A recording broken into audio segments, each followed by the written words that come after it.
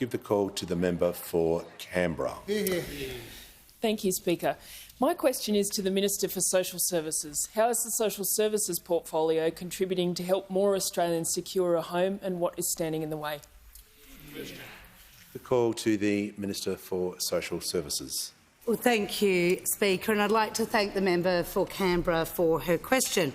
Of course, the Albanese government is turning the tide of 10 years of inaction by those sitting opposite and have begun to delivering our comprehensive housing agenda for Australians.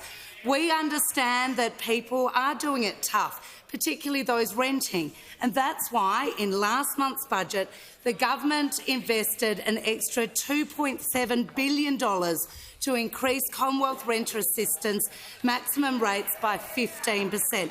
This is the largest increase to rent assistance in more than 30 years, and more than 1 million households will benefit, including pensioners, families, veterans, job seekers and students. Of course, also in my portfolio, we are building more emergency accommodation for women and children experiencing family and domestic violence.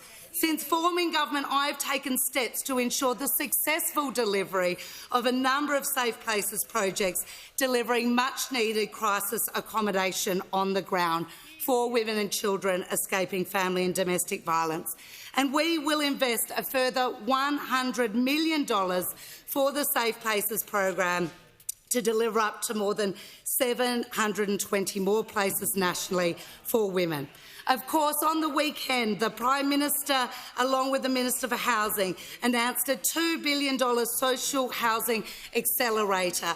And of course, through our Housing Australia Future Fund, we have a plan to deliver more than 30,000 new social and affordable homes for Australians who need a safe and affordable place to call home, including 4,000 of those homes for women and children impacted by family and domestic violence, and of course older women who are experiencing homelessness.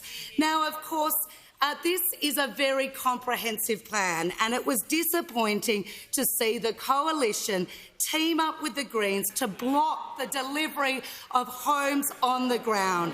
It seems that the Liberals, Nationals and the Greens would rather play political games than vote to deliver more sociable and affordable housing to Australians that need it, because voting to delay the Housing Australia Future Fund is standing in the way of delivering more housing stock for Australians who want safe and affordable place to call home.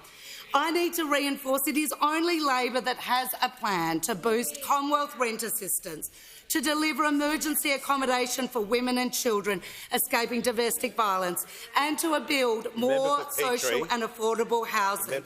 Now, it is time for all of those parties opposing this to either get on board or get out of the way, because Australians need housing now and they voted for a government to deliver.